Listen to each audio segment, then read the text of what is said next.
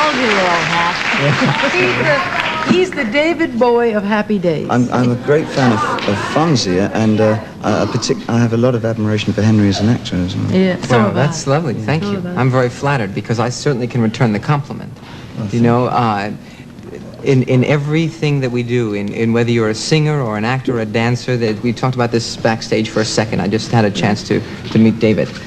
Concentration is of the essence in the structure. Influenced by this because you had been in New York and the Puerto Rican costume had fascinated you. Yeah. But do you feel that this keeps you with the times or way ahead of the times? Well, I started as a painter. As an artist? Yes. But I found I was a natural ham. I just hammed everything. You just wanted to be out in front. For me, rock and roll was a superb way of releasing those kind of, you know, excitements, and one could adopt any character at all. And I found that rock and roll is probably one of the newest Western medias, and it interested me, and I wanted to play around with it.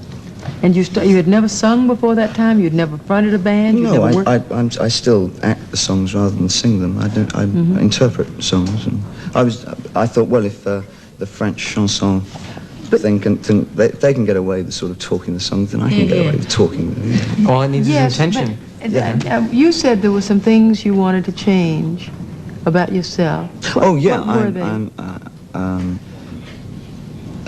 It's the policy of being a self-invented man, is that you sort of strip yourself down and decide what you don't like about yourself and what you won't admit about yourself, and eventually come face to face with it. And then you have to decide whether you're going to try and change it or not. And what didn't perpetually you like the one thing I didn't like was being terribly shy, an incredibly shy person. So I overcompensated. I thought if I gave myself an alarming kind of reputation, then I would have to learn to defend myself and therefore come out of myself, sort of. That's very interesting. Well, it was sort of, yes, it seemed because you'd think people would logical. sneak into making people aware of them, but you said, if I'm aggressive, they're going to get mad at me and I'm going to have to defend them. Absolutely. That's really All interesting. change comes from fire. Yeah. Two chemicals come together when there's fire under them. Be right back. Listen, the line that David has about marriage and about having married Angela is that I don't think we fell in love. I've never been in love, thank God. What do you mean by that? I have a vast capacity to love, but the one time that I found that I was falling in love, it became obsessive to a point where the object of that affection was becoming overblown. It was no longer a real thing. It was becoming my search for some kind of mythological feeling that man is supposed to have, and probably the feeling that man eventually develops for an awareness of God. You were endowing the person you loved with those qualities? There's the old thing about the person goes up on a pedestal. Yeah. Terrible onus for that person, isn't it? Yeah. Yes, it's even harder on the other person. But do you feel that you're having loved someone that heavily is a burden? In love.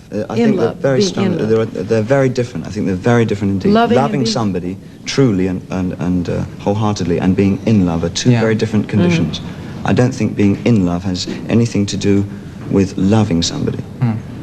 I see. I thought the two were rather synonymous. No, I don't think they are at all. You mean you can love large numbers of people, but you can be in love in an obsessive way that can drive you out of your mind? Yes, and it may have And it almost has nothing to do with that person. To care for the other person. It's to satisfy something that needs to be fulfilled in oneself. But you don't you think you miss a lot by not feeling those passions, those angers? Yes, one feels the passions of loving somebody, where you want to care for them and have them share but share their life. I see. And help them achieve what they want to achieve. But when you're in love, you want them to be perpetually with you. I see. That's interesting.